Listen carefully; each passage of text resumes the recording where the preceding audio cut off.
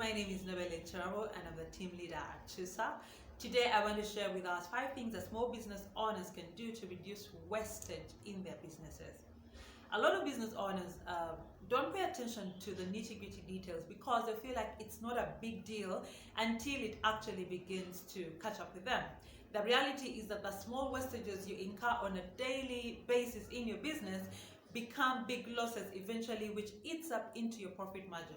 As we prepare to go back to our normal routines, as you prepare to open your business, I'd like to bring your attention to these 5 things that a lot of times small business owners don't pay attention to, but they cost them in the long run. So here are the 5 things that you need to pay attention to so as to reduce wastage in your small business. The first thing that you need to pay attention to is utilities. I oftentimes find small businesses where you walk into a shop, a retail shop, and the TV is running, the radio is running, people are on their phones, and you begin to wonder who exactly is watching the television, who is listening to the radio. But it seems like autopilot that, they're just used to leaving the electronics to run, or sometimes it's broad daylight and the lights are still on, and then maybe you have a team of people you're working with, and you have an electric kettle, and instead of everybody boiling water each time they want to take a cup of tea, how about if you invested in a flask, boil the water at once and put it in a flask? Those small units that you save every day will actually decrease your cost of operation, will decrease your cost of production, and eventually increase your profit margin. So as a small business owner, as we prepare to get back to work, please pay attention to the utility bills. The same way you are concerned about the utility bills at your home, be concerned about the utility bills in your business.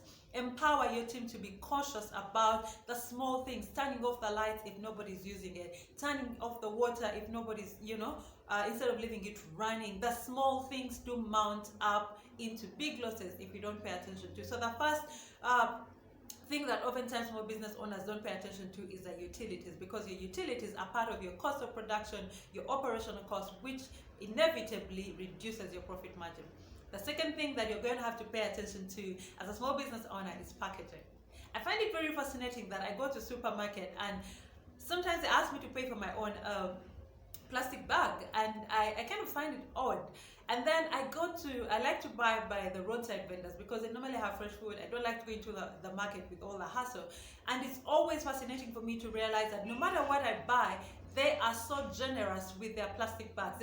They're willing to give me a plastic bag for anything, no matter how much I have spent.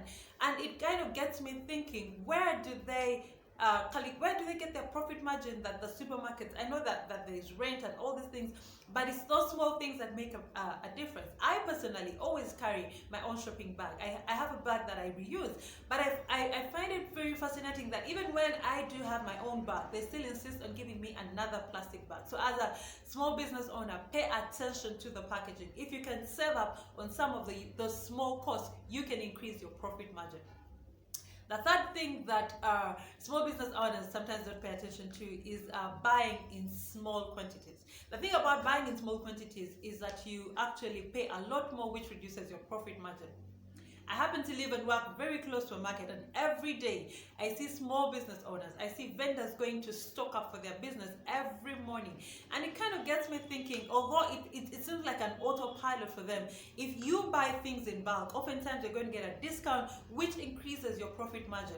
Your challenge could be the fact that you do not have enough capital to buy in bulk. So here is the thing. How about collaborating with other small business owners? How about getting a couple of friends and saying, instead of me buying potatoes for 10,000 and trying to sell them, how about I get 5 of my friends, we buy a sack of potatoes, split it, and that way we all are able to earn a lot more from our portions. So think about buying in bulk so you can leverage things like discounts, which is good for your business. It increases your profit margin.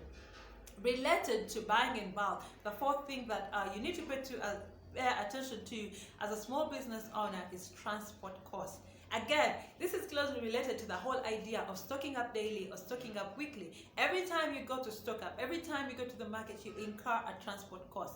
And you can minimize that by reducing the number of times you stock. Why? Because you begin to stock up in bulk instead of stocking up every day. That small cost that you cut out of daily transport or weekly transport translates into a profit margin eventually.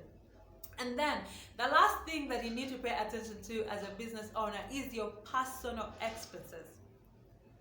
Typically within Uganda, a lot of small business owners will have their meals. So you find people that are going to have breakfast, they're going to have lunch, they're going to have snack, evening tea, and all these things.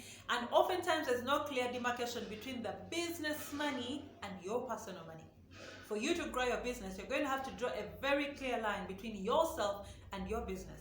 Every time you spend while at work, you need to be clear whose expenditure is it? Because at the end of the day, you might be spending way much more than you're earning on a daily, and that is reducing your profit margin, and that is increasing your cost of operation, which makes it hard for you to break even, which makes it hard for you to grow your business. So remember that your personal expenses are personal, business expenses are businesses. We have a very simple example. When somebody comes to visit you at your workstation and you offer them a meal, you need to critically think, who is paying for the meal? Is it you or is it your business? Because those two are very different. If there's no plan for meals like that in your business, then this money needs to come out of your own pocket. And having said that, without saying, as a small business owner, if you intend on growing your business, please consider paying yourself a salary. Just like any other person that works, pay yourself a salary so that every expenditure you make, you know what the budget line is coming from. It's either your money or your business money. So 5 things you can do to reduce wastage in your business. 1 is pay attention to the utility bills. 2 is your packaging. 3 is consider buying in bulk, which inevitably, number 4, will reduce your transport costs. And number 5, draw a clear line between your personal expenses and the business expenses. Hope this has been helpful for you. We're happy to keep the conversations going online. Have a blessed day and a blessed week.